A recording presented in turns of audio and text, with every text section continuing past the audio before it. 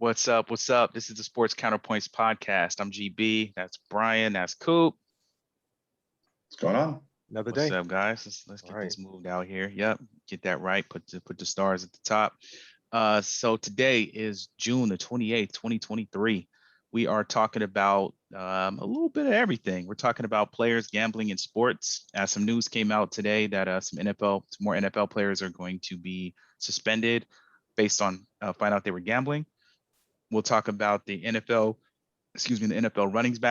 running backs market and how things are kind of shaping up there, and also college football players and college athletes in general are get some new abilities to get out of a signed letter of intent to go to a certain school. So let's just roll down, man. Players gambling in sports. So that news came out today. And Coop, you had mentioned something on how, I want to say in the past, you said the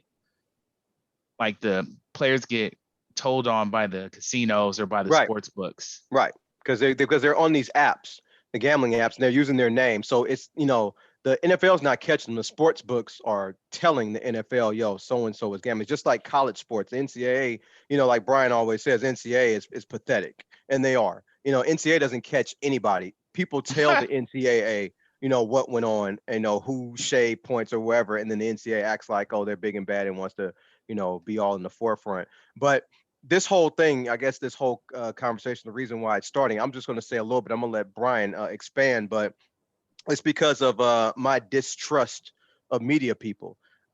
People wonder, I don't watch ESPN unless there's a live game on. I really don't listen to a lot of people on TV. And the reason why is because they protect a lot of players I really don't like listen to because they protect other players. It's like a fraternity. I get it.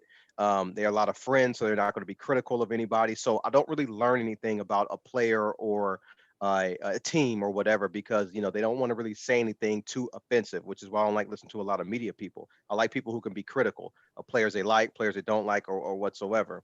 And so when I found out that Sham Sharanya, who was a media reporter, is actually getting paid for FanDuel, and what happened was he tried to leak a story saying that a player, I think Brandon Miller or someone, was going to be the number 2 pick, most Scoot likely Henderson.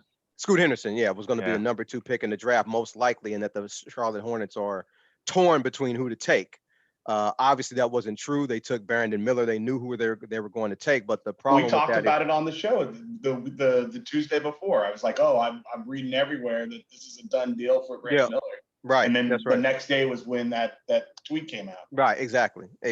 And so the thing why that's so important is, and why we're discussing it, is because of Sham Sharanya's comments, the odds on FanDuel switched heavily into Scoot Henderson's favor, and people were just betting on Scoot Henderson being the number 2 pick in the draft, and then Brandon Miller became was actually that pick, and FanDuel, whoever other casinos, made a lot of money on that because a lot of people picked Scoot Henderson. So, and it just came out afterwards that he's actually being paid by FanDuel. So he pretty much drove up a market that was never really a market, and the casinos, benefiting, and he's getting paid by that, by FanDuel. So that's how this conversation is starting. Brian, I'm gonna let you put your bid in on what's going on about this gambling thing, and I'll come in after you. Well, I mean, look, talking about the bigger issue, this is a really big deal. I mean, there's insider trading, right? That essentially this is what was doing, but on a gambling version of it, right? This person who clearly works for FanDuel knows that this would move the odds rather significantly and from one place to the other, and that their company, FanDuel, would profit from it. Put this out here. Watch the line move. They really should and need to look into whether or not this was done with some type of intent. And it's becoming a pretty big story, actually. So USA Today had it on the front page of their sports today. It's becoming a real news story about the problems behind having these folks work for news organizations, trusted news sources, and being sponsored by the gambling organization. Is it illegal though, or just unethical? No, it's unethical, but it's not illegal. Okay. And Brian is right. It is sort of like insider trading. It really definitely. is. But you have information. Akin to something. Insider trading is illegal. Right. But if you want to look at it as something that you see in the business world, it's making bids and making trades, on companies inside information on, and know which way the stock is going to go to impact, either reduce the stock price so you can buy it lower to, right? This person basically changed the odds of knowing full well that their information, right? If Woj, if any Sure. of these folks, Schefter, any of them boys, yeah. Schefter, they could easily do that. And I think I once told you all, I was on a call. This is a vendor thing. They had Adam Schefter on, and he was talking about how seriously he takes his sourcing of information, because people, have all types of these issues. And he said, he alluded to the fact that one of the reasons he's so concerned about that is because he knows that it impacts so many different things. People are watching the Adam Schefters, the Sham Charania, the Woj, all of these folks. And if they say, hey, I have it on good authority and I've now verified with 3 different sources that Scoot Henderson in this example is a real target, people make adjustments. People make all types of adjustments, and it's really it's unethical for sure.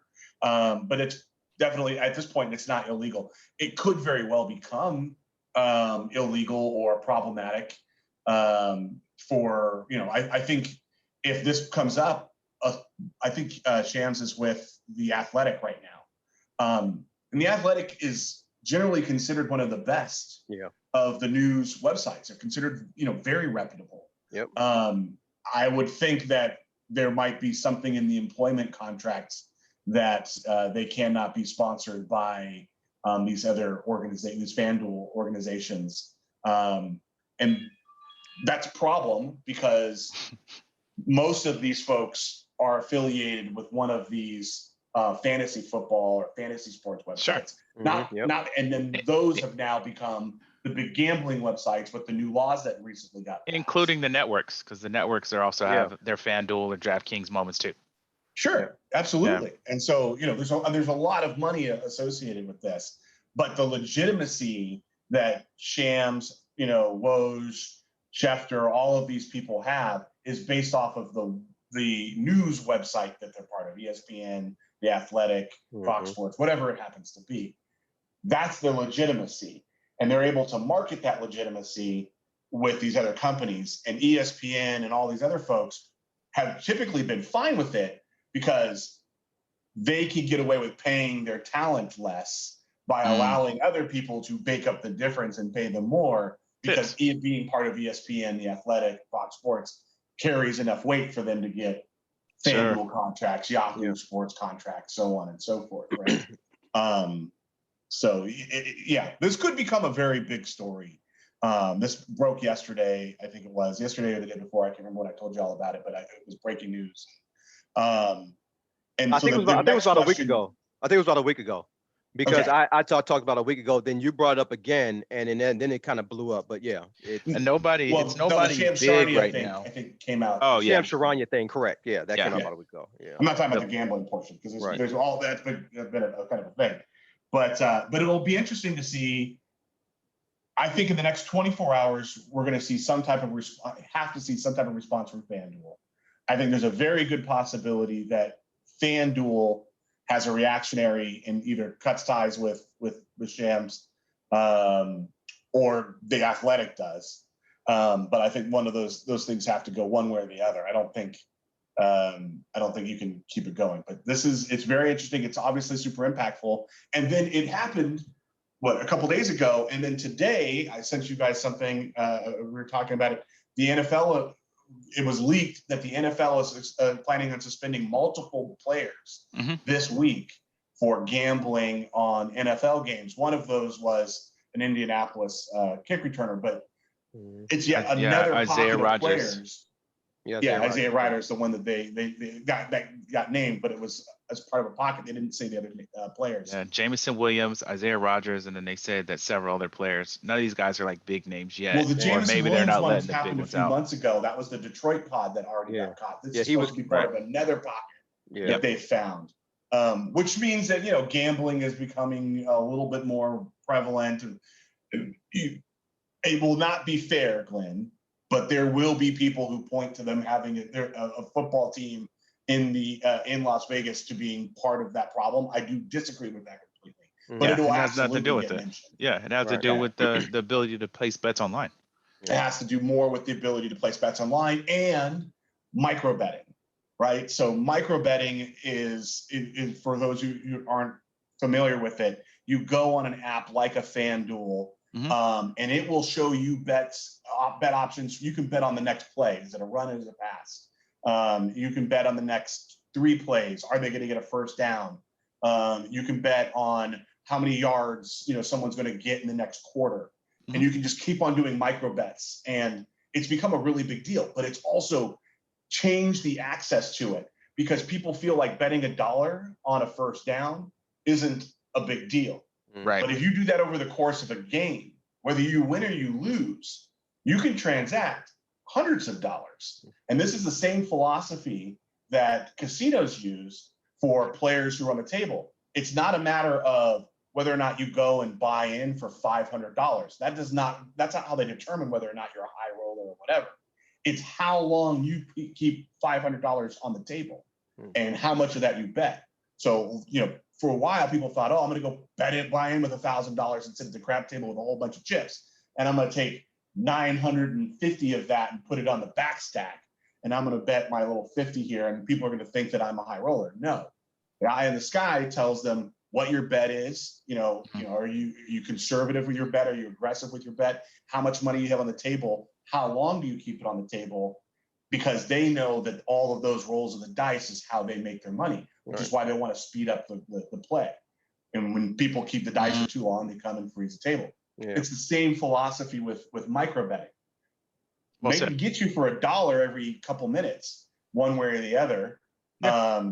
And over a course of a Sunday, whether you've won 50% or 49%, you've put hundreds of dollars at risk.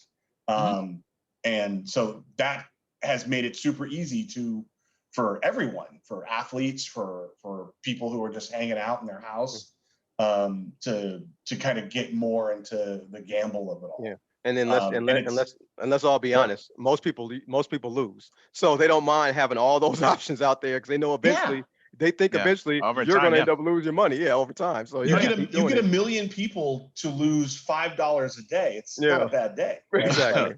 Right. And they're looking at it going, I put 50 bets in today and I only lost $5. Right. They forgot that the last time they lost 40, and the time before that they only won 4. Right.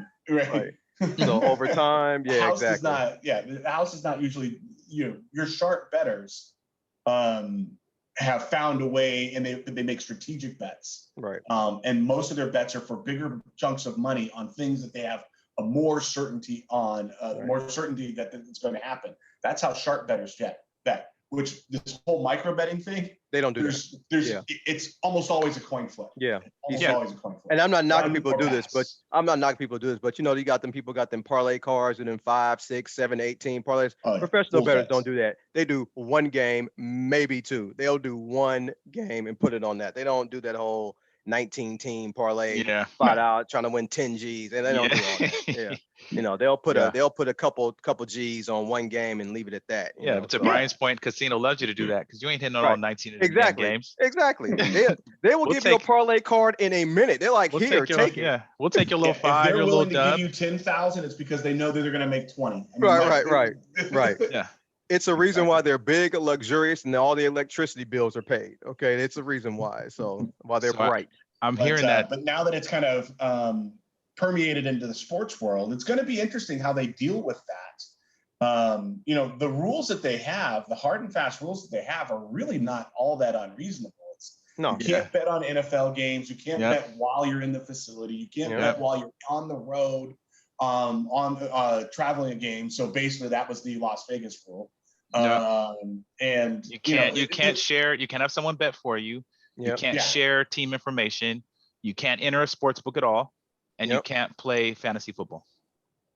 Yep, that's it. For the NFL. I don't know about other teams, but the fantasy football one is a recent one. Yeah. Yeah. Yeah. I'm And with it's one of Brian. the ones that gets broken probably the most often. By the most, Yeah. I'm with Brian. It's definitely not unreasonable because you have to keep the integrity of Yeah. the game, and you always got people thinking it's fixed, it's money, it's blah blah blah. So you can't even give anybody an inkling that the game is not on the up and up. So you can't have people gambling not even $5 or whatever on the game. You The just can't do it. interesting thing is the referees, though, because we talked about the referees with that a little bit earlier in the year, and Yeah. then I don't know Chill Gill kind of Gilbert Arenas be doing the most, but he did bring up an interesting point of like the players are making a lot of players are making good money, so it's going to be Mhm. hard to try and turn them, but Yeah. you can turn one referee to make a few calls to get an over or under going, right? Maybe not determine a winner, but if they can, make a couple calls so the Uh, score goes Well, thing higher in in basketball, basketball. it's In it's kind basketball, of hard because in basketball, it's so strict on your area that you can call in. So it's like if you're below the key, you ain't gonna be making no calls on no 3-point shots up the top of the key. You're right? just not But gonna do say, that. but You say know, you decide, Coop, that every touch is gonna be a foul, and I'm gonna just make sure yeah, they're shooting free throws all game. yeah. I think I don't know. I just think Not saying that's it's all kind the of time, hard. but it's the Yeah, idea of, right? Like yeah. I it'd just be think it's easier really to get a hard. referee to make it than a star player to get them to Yeah. miss shots. In basketball, I think it's hard. In baseball, I think it's easier because you can get a more lenient strike zone. Like, you've always heard Yeah, these it's stories about getting a But you lenient don't. strike zone. But in football, I think it's easier because you can make these BS holding and pass interference calls. well, it's on every Period. Yeah. play. I Yeah. don't know that So, They're just it's. calling it. Yeah, I don't know that it is one sport that it's more difficult though, Jason. Yeah, The reason why I think kind of a little bit differently is that you may impact the game in a different way in every sport, yeah. but you can bet on different things. You can bet over Yeah. under, Yeah. right? And right. you in games that have more fouls almost always go over. We know that Yeah. because more foul calls equals more free throws with clock stopped, which Right. means scoring is higher, which Yeah, that's what means Gil that was saying. if you have two defensive teams and Yeah. you're calling a lot of defensive fouls on both of these defensive teams, that's not unusual because aggressive defensive players Right.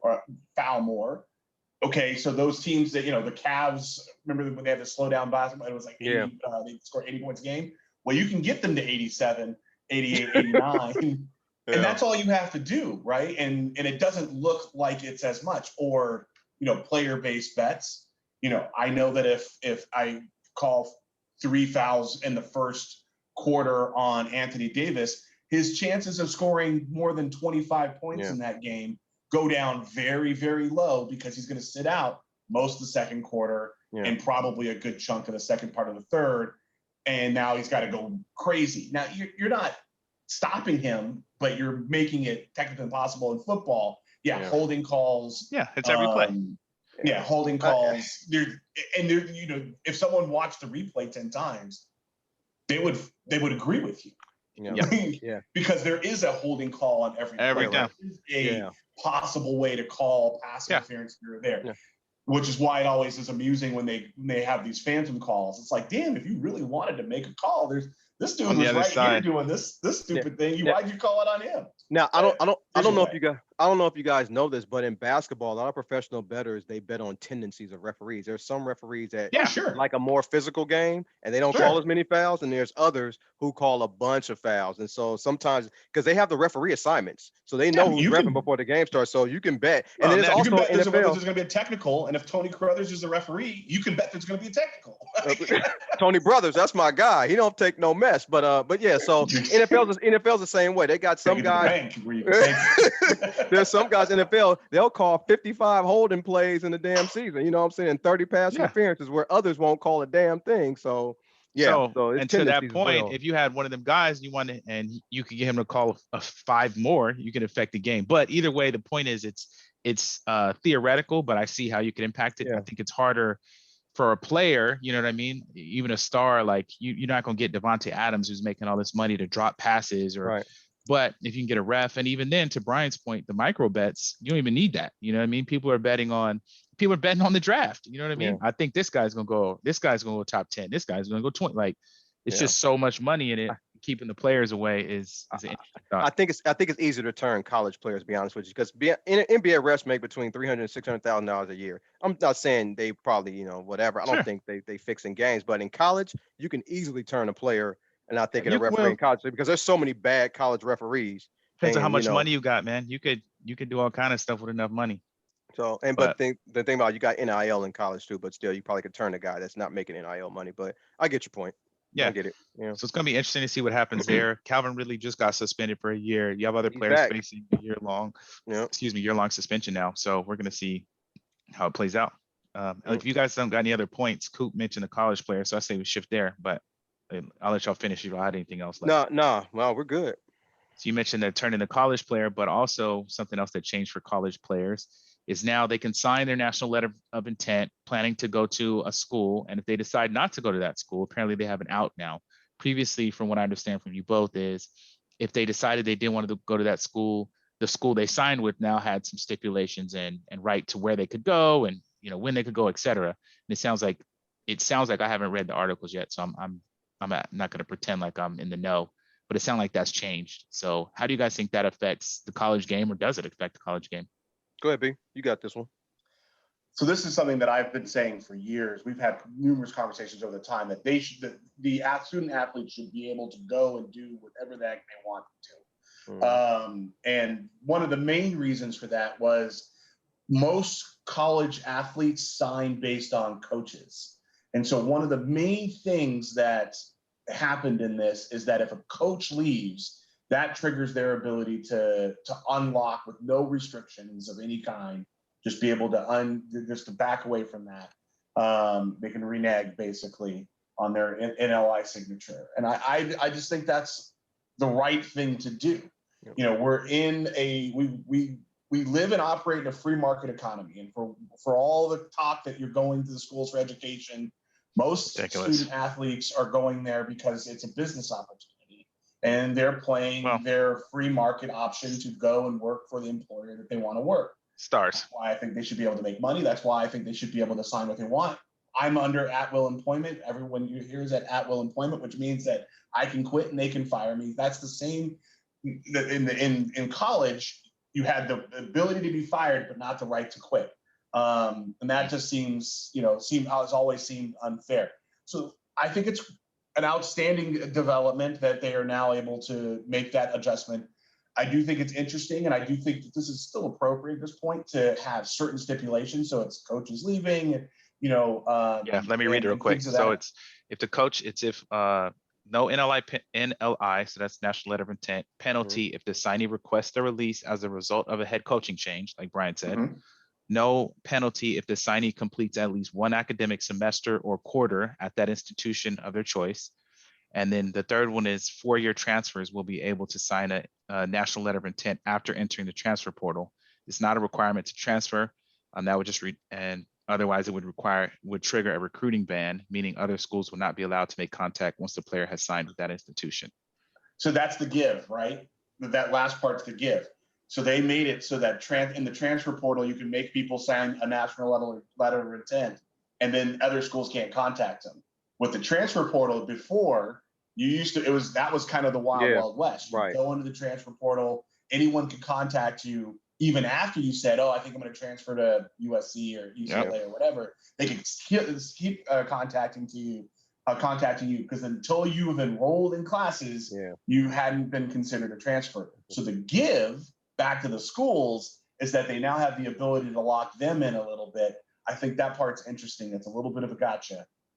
Nice call out there.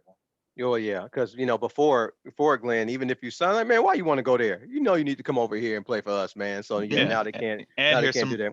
And here's some bread. Yeah. So for the transfer portal. Sometimes the first place that you said you were interested in was just to send a shot across the bow to get better bids from the others. Yeah. Well, yeah. I mean, other people wanted Caleb Williams, but USC the one that ended up giving him $5 million in that house in Malibu. So I mean, he made the right decision. Oh, is that what they gave him? But here's the thing.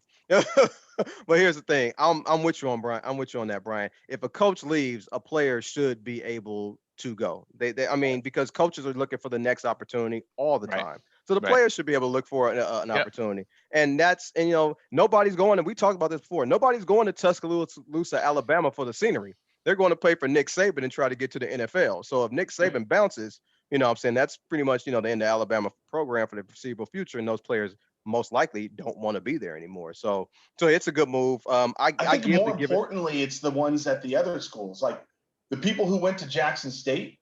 they damn sure weren't going there for any other reason than to play for what they thought was going to be a coach that was going to help them get to the next level. Right. And if that coach leaves, there's, Alabama will most likely hire a top level coach. Yeah, they'll recover eventually. Yeah. Yeah, top level coach. Most players will stick around to see who that coach is before they make their moves. Right. Jackson State. No. I don't know which high school they're going to hire their next coach from, but well, he came from in the ranks. I mean, let's not hate completely on the HBCU, but the point is, you're not going to have the same level of opportunity and eyes on you that you had when Deion Sanders was in the nobody news had eyes on Jackson State. It was not the eyes. It was But, nobody had eyes on Jackson State. And the problem is that most Deion of was these making coaches, it happen, or sometimes these coaches make decisions after the signing period. Yeah, and even if these kids can get out, they still can't get the same opportunity because the doors have closed, because other schools have filled up their rosters. Yep. It's like, okay, you're not going to go to Jackson State. That talk with Tennessee is gone because they've filled that spot. Now your options are somewhat limited. Yeah. And some schools are now keeping a couple spots late for those purposes. Yeah, they do. Yeah, I know Miami was saying that they were keeping like 2 or 3 spots just in case. They never know who might be available. Yeah, so schools are doing that. Yep. Yeah, it's gonna be. I think that's cool that they give the players that option. You do incur penalties for trying to leave for other reasons, and the penalty, I think, is you have to set out a year of competition and must complete a year of residency at your new institution. Yeah. So I think it probably should be like that, to your point, though, especially if the coaches leave often, like you said, looking for new opportunity. If you just got there, which happens to players all the time, you just got there, then he leaves, there shouldn't be any stipulation or issue with you leaving at that point. If he was the reason you were coming, or if you just want to move anyway. So we'll see what happens there. I think that transfer portal, Glenn, is like exploded. So many players put their name in that transfer portal now to go to other places, which is good. But there's some guys I think that's transferring too much and don't realize they're not that damn good. But still, it's a good thing. So college is improving. I still don't like the NCAA. I know Brian doesn't like the NCAA, but it's still improving a little bit for the player. They can get money now, and they can transfer, and they can kind of sign up, get out there NIL. There's a give there. You can see it, and I think that's because during COVID they started loosening the transfer rules, and so they needed to kind of recapture a little bit of that. Yeah. But at least there was there had to be a give. That's the transfer portal portion. But the take is certainly worth it because there are far more kids that are going through the early process than there are going through the transfer and graduate process. Yeah. Sure, definitely. So that'll be interesting how that plays. College football's and college sports in general undergone a lot of changes, but we've had some pretty good seasons recently, even with those changes. So we'll see what college it means. Football. Oh yeah, college football is great. The second most watched sport in America behind NFL. College basketball has been great. I ain't gonna lie, like these last couple of March Madnesses have been great. I know part of it is everybody getting back together, but the games themselves and the teams getting there and underdog teams making it and kind of how everything's shaken up with players moving around, it's made it a little bit more interesting. It's not a guarantee that I remember like in the 90s, it was like I would pick UCLA, Arizona, Duke, and I'd be North Carolina every year. North Carolina, be right every year. Now, them boys might be out first round. So it's been interesting how it changes, and we'll see what that means. So kind of from that, unless you guys have anything else, good. I was going to shift back to the league, to the NFL, and I just wanted to get your guys' take on the current running back market, man. Like, so obviously last year I was saying I didn't think Josh Jacobs was going to be back on the Raiders, just because he's rushing leader right now, and you're going to go for the biggest contract you can get, and the Raiders are doing exactly what I thought they would, and what every team in the NFL apparently is doing right now, and not paying a running back. So you got Josh Jacobs, you got Saquon Barkley without a deal. Tony Pollard for the Cowboys signed his franchise tender. Dalvin Cook was cut and hasn't signed anywhere yet. And he's been, I mean, you can say he might be diminishing in skill, but he still looks pretty dang good on the field and can help somebody. It's just interesting. So what do you guys what are your just quick thoughts, or what do you think about kind of where the NFL running back sits? Look, I grew up watching the running back. I mean, I love the running back position, but the thing is, I kind of can't be mad at the market now for running backs because the NFL now is a passing league. The rules have now shifted to the quarterback and the wide receivers now. So running backs are more replaceable now than they've ever been. All you really have to, the running back is the easiest position to transfer from college to pro, as long as it's you're looking for a specific type of runner, a specific type of offense. Well, the college offense is now in the NFL as well. So it's kind of it's easier now to transition. So you can find one or two guys that can, function in an NFL offense. And usually people don't like to do bell cows too much anymore. You got some teams that do, like Tennessee, of course, they got the ultimate bell cow and Derrick Henry. But a lot of teams, I know my team, the 49ers, they'll use at least two running backs and maybe Y'all three got to. throughout the course of a game. Well, yeah, they got all the injuries, but Yeah. so. And when you look at it now, running backs used to make bread, used to make a lot of money, but now you only Yeah. got 5 running backs in the league now that make, on average of their contract, 12 million a year. Not saying that's what they're getting, but that's their contract average. And that's Christian McCaffrey, but he just agreed to a restructured contract. You got Alvin Kamara, you got Derrick Henry, you got Nick Chubb and Joe Mixon. And Joe Mixon's contract is the reason why he won't most likely be on the Bengals next year, because they're going to have to pay Burrow and Jamar Chase. But Mm, the running back market. I good mean, point. I can't be I mean, the year mad. after next, right? He'll be there this year. He'll be there this year, right? Year after next, yeah. So I can't be mad Yeah, because that's a good if point. 12, $15 million for a running back, I can think of a couple of the positions I'd rather spread that money around to try to get players. Brian, I don't know how you feel, but Well, like I said, I so grew up with a like running you, I back. love running backs, right? Right. And then, quite honestly, being a fantasy football player, they're one of the most important positions in fantasy football. But just like in real football and fantasy football, they've become one of the more easily replaced positions. Everyone knows who the right handcuff is, Right. and let's be honest, I'm a huge Minnesota Vikings fan. I've been a huge Dalvin Cook fan. But I was also well aware that Alexander Madison was going to be a very solid replacement for Dalvin Cook, right? And so, when you're studying and watching all of these things, if I can figure that out as a fantasy football player, of course, an organization that's paying tens of millions of dollars on a player is going to be able to figure that same thing out. I think it's unfortunate that this is the way it's gone, but there is a certain reality. One, running backs have one of the lowest shelf lives because of the pounding that they take. And, which is cold. wide receiver, it's every play they're involved in the contact in some kind of way, whether they're blocking, whether they're going out on a pass, whether they're going for a fake handoff, so on and so forth. And so, they get more of the pounding. Their career shelf life, I believe, is the shortest of any player on the roster at this point. And so it's hard to sink money in there. Jason mentioned that it does translate the easiest, right? I mean, a lot of the plays are hit the A gap, hit the B gap, hit which gap are you doing?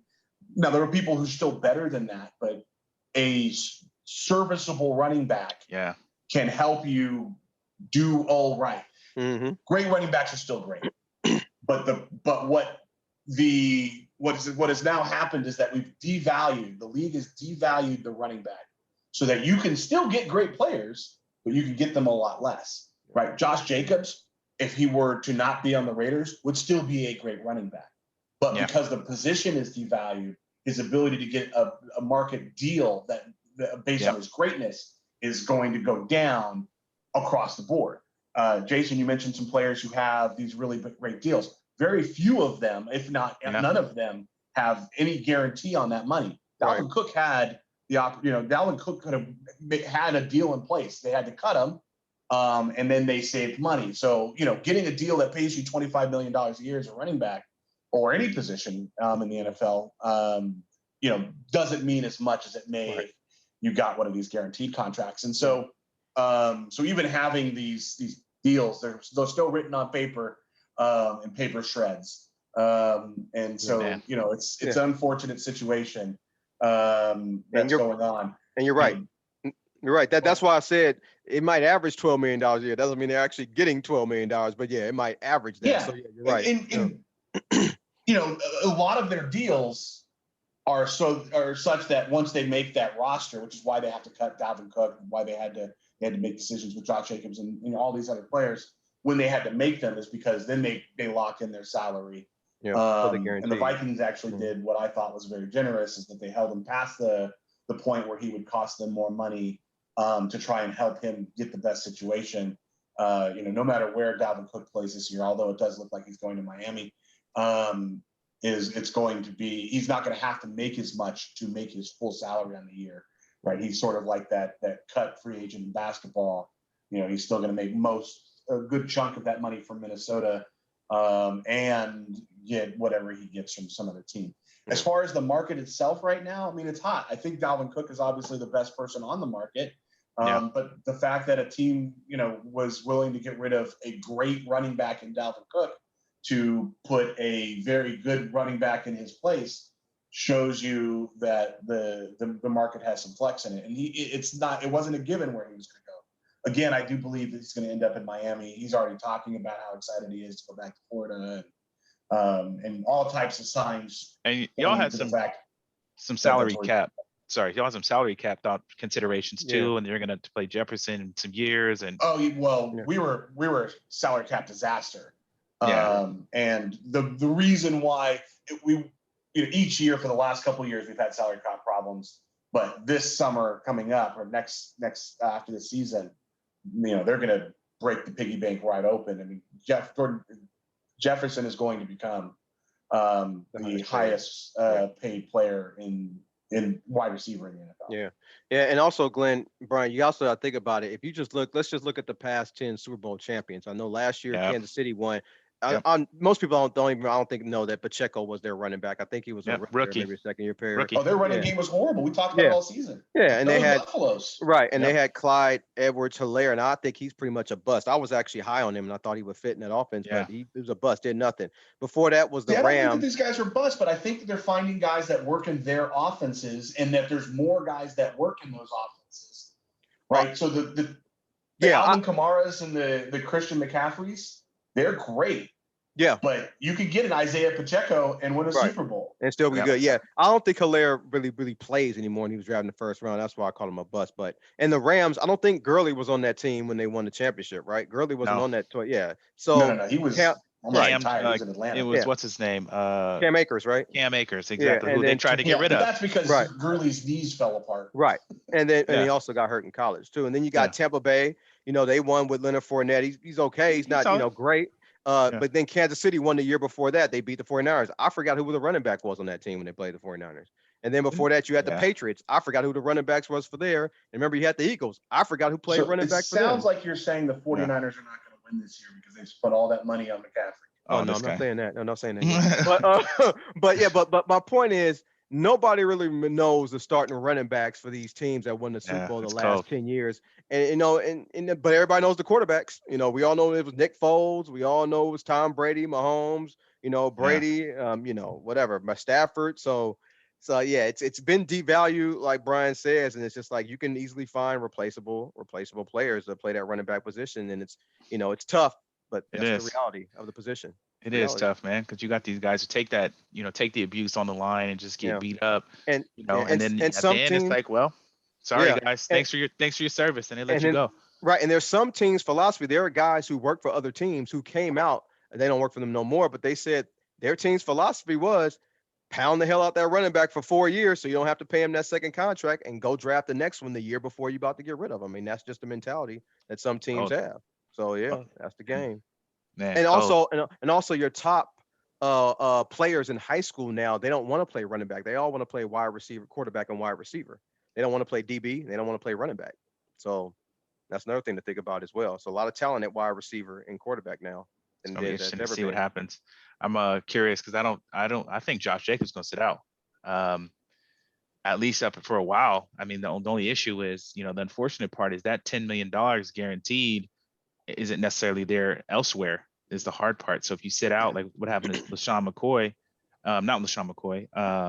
not Shady. It was Le'Veon Bell. Thank you. So he sat out, and I think they gave him a deal. He's like, no, this isn't enough. And he was the man. Yeah. And then it never worked out again for him.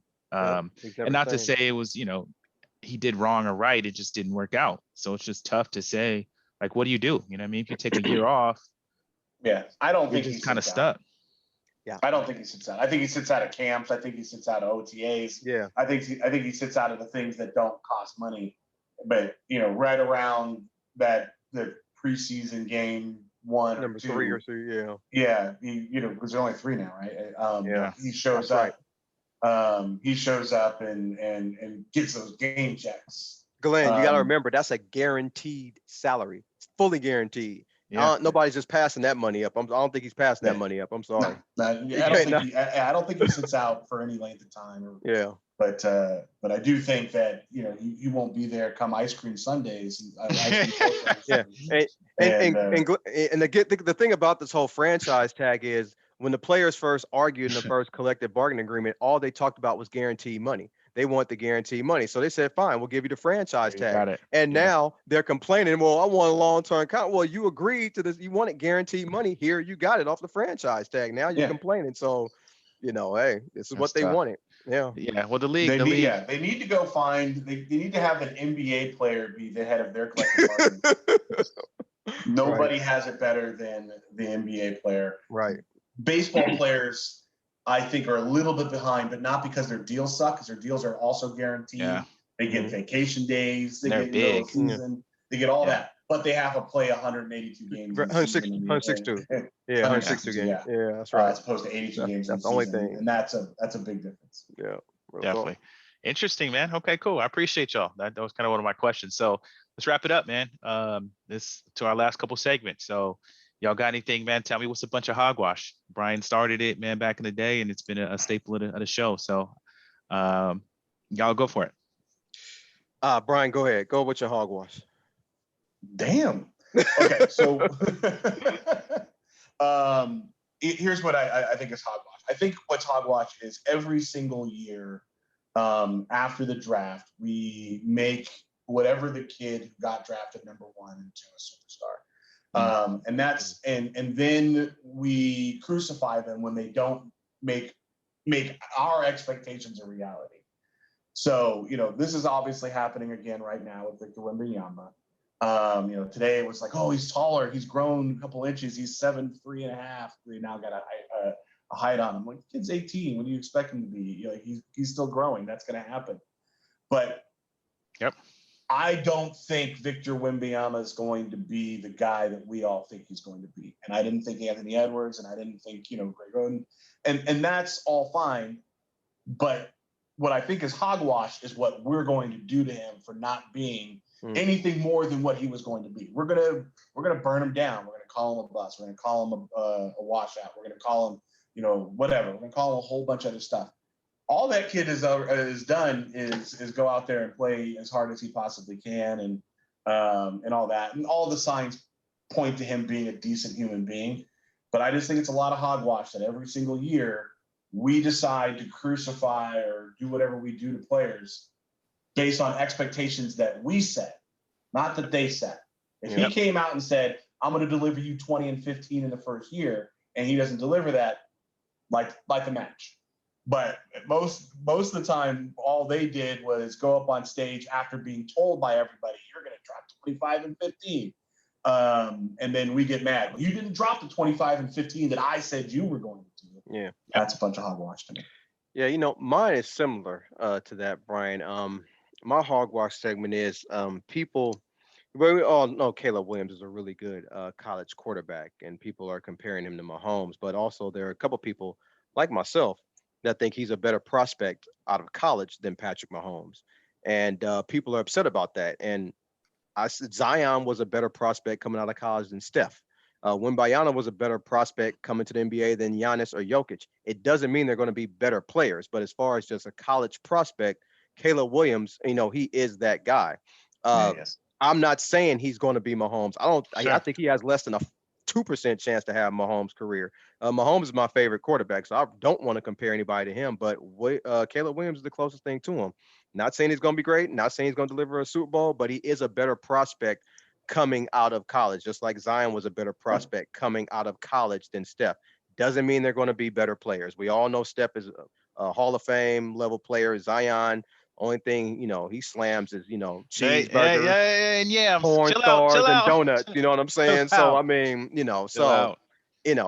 don't get mad when somebody says that somebody's a better prospect coming out of college, because all those three things I just said are true. They are better prospects. It does not mean they're going to be better players. So it's hogwash that people are looking at the NBA career or professional career and saying, well, just because they're better professional than somebody else, they weren't they were a better prospect, and that's not necessarily the truth. It's two different things. So that's my hogwash Good segment. point. There's other stuff that goes into that too, because Mahomes gets drafted to a different team.